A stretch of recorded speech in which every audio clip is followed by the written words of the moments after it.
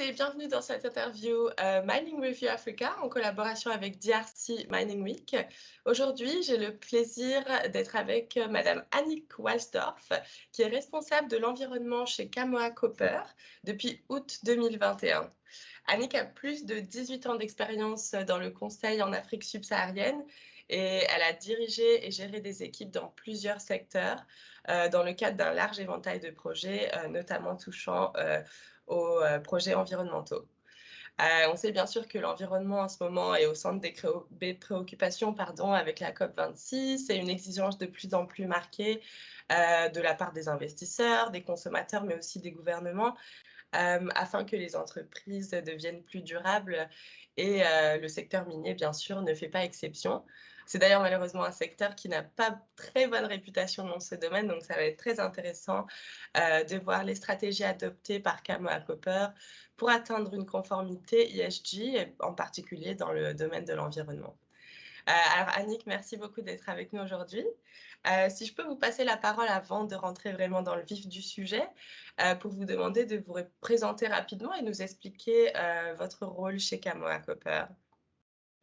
Merci beaucoup. Bonjour à tous. Donc, comme mentionné juste maintenant, je suis responsable en environnement à la société Kamoa, qui se trouve à environ 25 km de Kolwezi, dans la province du Lualaba.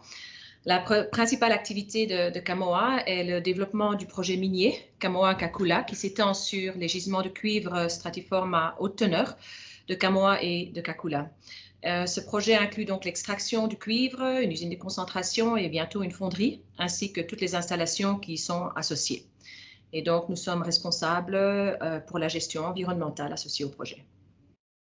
Super, merci beaucoup Annick pour cette introduction. Alors comme je le disais tout à l'heure, on parle beaucoup d'environnement en ce moment et de l'impact du secteur minier.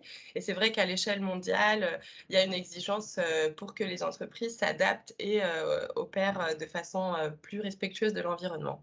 Est-ce que vous pouvez nous donner une petite introduction et nous expliquer comment est-ce que Kamoa Copper intègre ces principes ESG et environnementaux pour ses prises de décision et pour ses opérations? Oui, donc les principes ESG sont en effet devenus de plus en plus importants à cause des exigences des investisseurs, mais aussi parce qu'ils permettent finalement à toute entreprise responsable de pouvoir répondre de la manière la plus efficace aux besoins d'affaires. Il est évident que lorsque les responsabilités sociétales sont prises en considération au niveau d'une entreprise dans la prise de décision, elles vont forcément couvrir les exigences environnementales, sociales et de gouvernance. Kamoa, en tant qu'entreprise responsable et ayant mis l'homme au centre de ses préoccupations, a mis sur pied des politiques de gouvernance environnementale et sociétale au niveau de toute l'échelle de l'organisation et aussi avec un mécanisme de suivi pour s'assurer que les décisions prises au niveau managériel ainsi que la mise en œuvre par tous les départements respectent scrupuleusement cette politique. On peut aussi dire que Kamoa utilise les cadres juridiques, les directives en matière de rapport et des normes de bonne pratique pour informer l'approche de l'entreprise en matière de durabilité et l'identification des questions importantes. En adoptant un système complet de gestion de la durabilité et en fournissant des informations sur un certain nombre de paramètres ESG, nous sommes convaincus que les entreprises peuvent démontrer leur engagement en faveur du développement durable et les progrès réalisés par rapport à leurs objectifs de durabilité, c'était extrêmement important dans le monde actuel. Et donc, dans un monde où l'on accorde de plus en plus d'importance au réchauffement climatique et à l'exploitation minière durable, Kamoa Copper s'engage donc à produire ce qu'on appelle du cuivre vert.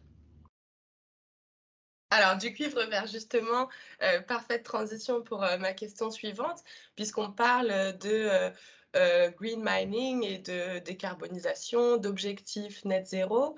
Est-ce que, ou plutôt, comment est-ce qu'on applique ça dans le secteur minier, mais aussi en particulier dans le contexte de la RDC? Est-ce que ces objectifs sont atteignables à moyen terme?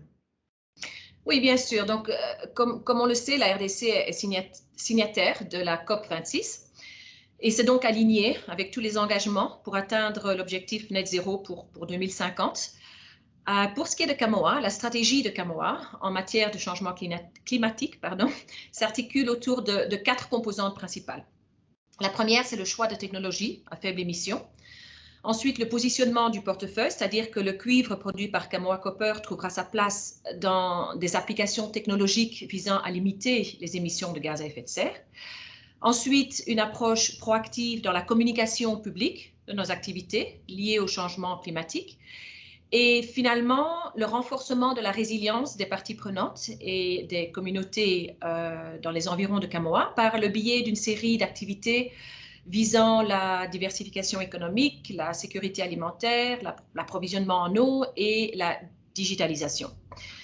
Kamoa a déjà conclu un accord de financement avec la Société nationale d'électricité de la RDC, la SNEL, dans le cadre de la réhabilitation conjointe de la centrale hydroélectrique de Mwadingusha, ainsi que pour faciliter la modernisation de la turbine numéro 5 du complexe hydroélectrique Dinga 2 sur le fleuve Congo. Ceci donnera à Kamoa-Kakula un accès prioritaire à un total de 240 MW d'électricité renouvelable. Donc, cette quantité est suffisante pour fournir au complexe de cuivre de Kamoa-Kakula et à la fonderie associée une électricité durable pour la phase 3 et les expansions futures. Donc, la production des centrales hydroélectriques de Mwadingusha et Dinga 2 profitera également aux communautés locales. Ensuite, pour respecter l'engagement de la société d'atteindre l'objectif zéro, l'accent est également mis pour le moment sur l'évaluation du potentiel d'électrification de la flotte minière du projet, avec de nouveaux équipements de pointe alimentés par des batteries électriques ou des piles à hydrogène. Donc ça, ce sont les projets de Kamoa pour essayer d'atteindre l'objectif net zéro. Ouais, je vois donc à la fois en interne et en externe, et c'est très intéressant de voir le lien avec l'aspect social et environnemental à la fois. Une autre question de ma part, Annick, quel est selon vous, vous avez mentionné tout à l'heure technologie, digitalisation, quel est selon vous le rôle justement de cette technologie, de ces nouvelles technologies pour assurer la réduction de l'impact environnemental?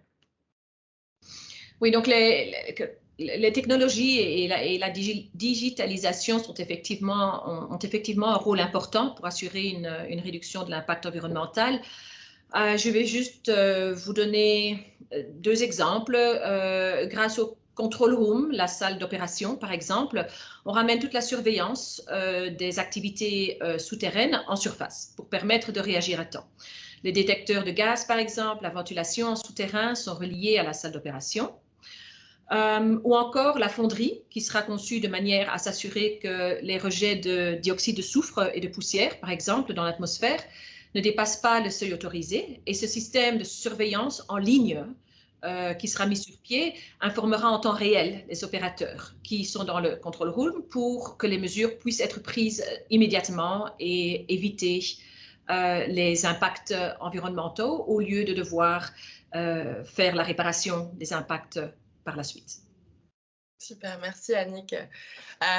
Alors une dernière question de ma part, on voit souvent les initiatives de protection de l'environnement, les investissements dans les nouvelles technologies justement, considérés comme une source de coûts d'un point de vue financier. Mais ce qui m'intéresse, c'est de savoir du coup quels avantages et quelles sont les incitations pour que les compagnies minières intègrent justement ces principes de durabilité, de respect de l'environnement. Et pensez-vous justement qu'il y a besoin d'un soutien, d'accompagner ces entreprises minières principalement? Bien sûr. Toute opération minière est assujettie à un système des évaluations des risques. Les impacts environnementaux constituent ceux pour lesquels les réparations, malheureusement, sont les plus coûteuses. Partant du principe de prévention plutôt que de guérison, les entreprises responsables selon nous, devraient investir dans la prévention des risques plutôt que dans la correction des impacts, qui sont ordinairement plus onéreux, pas seulement au niveau financier, mais réputationnel également. En plus, les risques réputationnels liés à l'impact sur l'environnement sont souvent incalculables pas souvent réparable non plus, et il est dès lors plus efficace de dépenser de l'argent dans la prévention plutôt que dans la correction réputationnelle.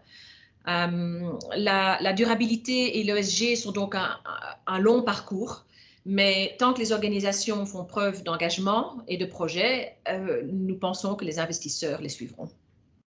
Merci Annick, mieux prévenir que guérir. Bien sûr. Je vous remercie Annick, ça conclut notre entretien. Je vous remercie d'avoir partagé avec nous un peu de votre expérience et de votre expertise surtout. Un petit mot de la fin peut-être pour conclure?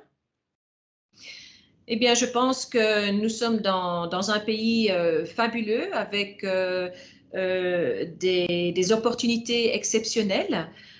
Et je pense que si toutes les compagnies minières peuvent s'atteler à implémenter et développer des systèmes de durabilité,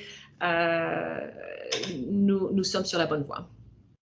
Merci Annick, merci encore une fois d'avoir été avec nous.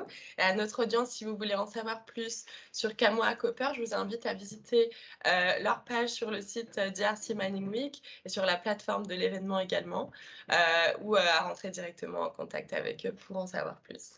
Merci encore une fois Annick, et puis à bientôt pour de nouvelles activités. Je vous en prie. Merci beaucoup et bonne journée. Merci.